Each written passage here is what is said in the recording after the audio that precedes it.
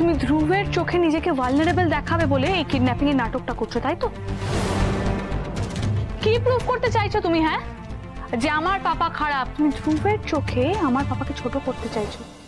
জোনাকি, তোমার যদি প্রবলেম হয় আমার সাথে, দেন ডিল উইথ মি না। কথাটা শুনুন, আমি মিথ্যে বলি। Shut up!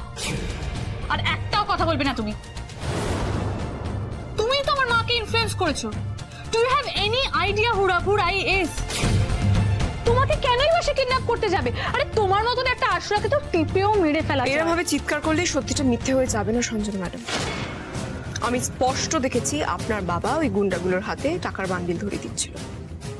আচ্ছা আপনিই বলুন তো, আমাকে যেখানে কিডন্যাপ করে নিয়ে যাওয়া হয়েছিল সেইখানে আপনার বাবা বিনা কারণে চলে গেলেন? অন্যের দিকে আঙুল তোলার আগে নিজেকে প্রশ্ন করুন সঞ্জনা ম্যাডাম।